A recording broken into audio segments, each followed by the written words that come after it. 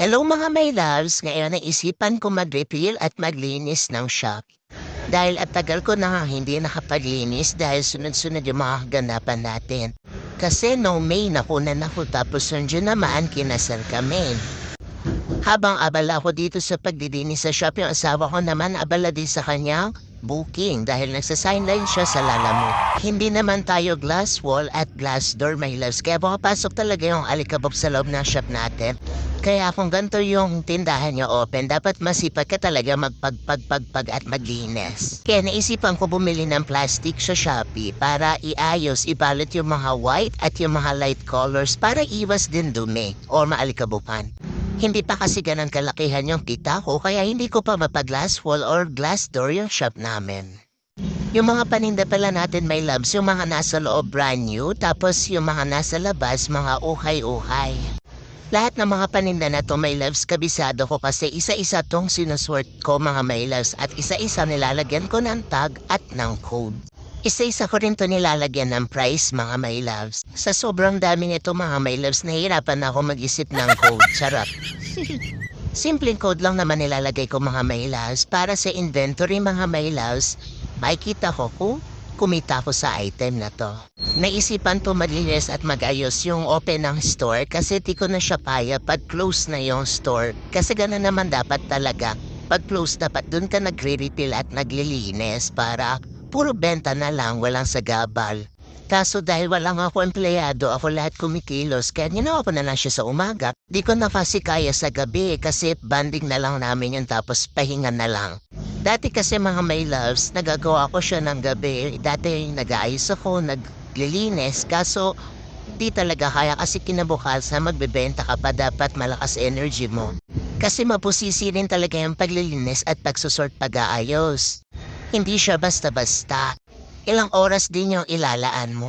Kaya kung gatuin ko siya ng gabi tas magtitinda pa ako, baka 48 hours na ako my loves nagising.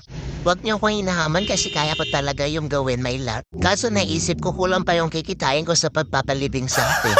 Kaya sinasabi ko na lang siya habang open yung store, habang naghihintay ako ng customer, nag-aayos at nililinis ako at nagre-refill. Akala nila pagka negosyante ka, hawak mo na yung oras mo. Parang hindi rin my loves kasi 24 hours ka talaga kikilos mga my loves. Di ka rin pwede basta-basta mansara ng tindahan unlike may emergency. Habang nag-iayos ako, ayan gising na yung prinsesa ko. Tanghali na, sana all Disney princess. Walang iniisip na bayarin at bills. Pansin niyo ba my loves? Ako, pansin ko. Wala pa tayong customer, kanina pa tayo nag-aayos dito. Anong oras na? Petsa na, wala pa rin tayong benamano, Diyos ko. Kaya akala nila pagka may tindahan ko, negosyante ka, marami kang pera. Pero hindi, nagkakamali kayo mga my loves. Dito susubukan niya mahabang pasensya mo.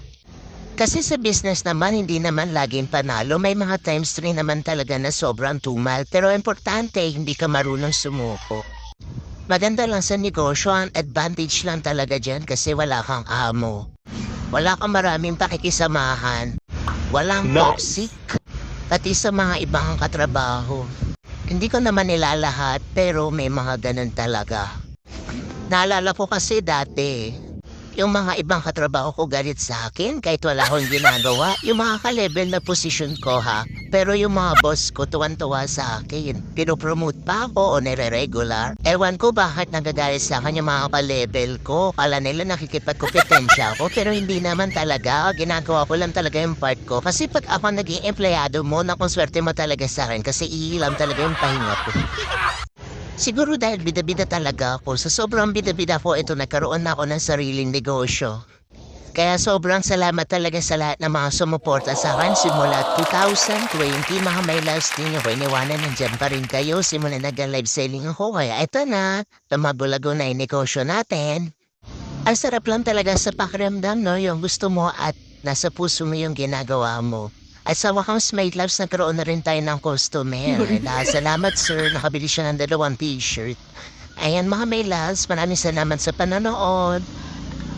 Sobrang tiyaga mo talaga ako, tinapos mo talaga tong video na to. Salamat, God bless. Sinimulan ko tong walang naniniwala sa paligid ko. Ano? Susulat